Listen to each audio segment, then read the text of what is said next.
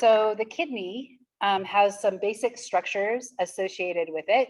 You'll notice that it does kind of look like a kidney bean, which is the name that they gave the bean because it's shaped like a kidney, I think. Which came first? I don't know.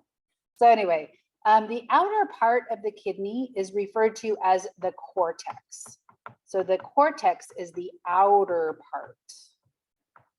And we'll talk about the histology of the cortex and why it looks different than the innermost part, which is referred to as the medulla. So this part right here, this innermost part, is called the medulla. So this is an inner layer or the inner part.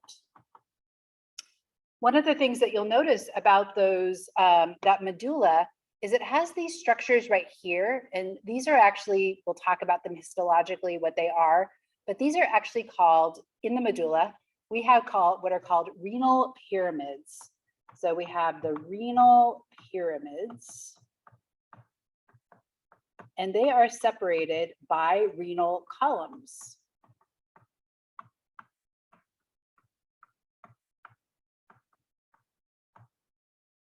So this would be right here.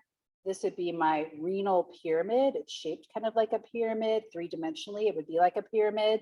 And then in between those are the renal columns.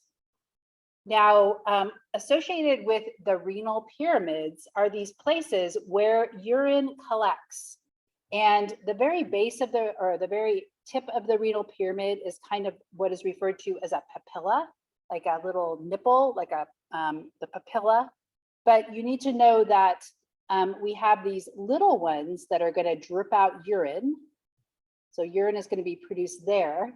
And those are called minor calyces. So we have the minor calyx,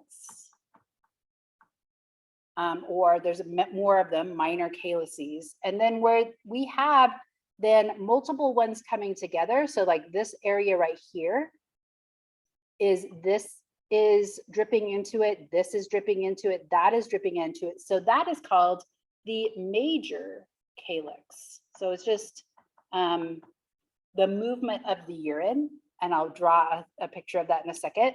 And then that goes into this part right here, which is called the renal pelvis. So this is my renal pelvis. Now, when we look at the whole structure of the kidney, you'll notice that there is an indentation where we have vessels coming into the kidney. So that is actually referred to as the renal hilum. And let me make sure I get that spelled right. The renal hilum.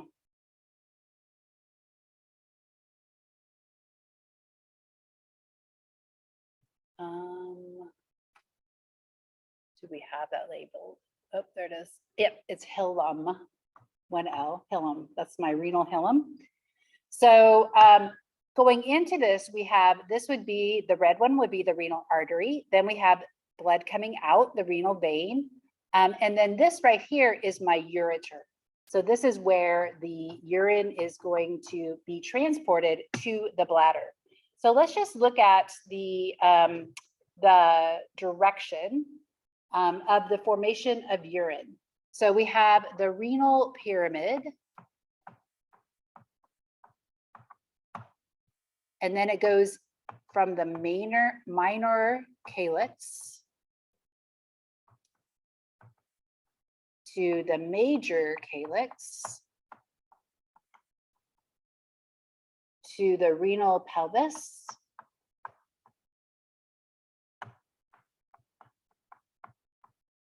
to the ureter.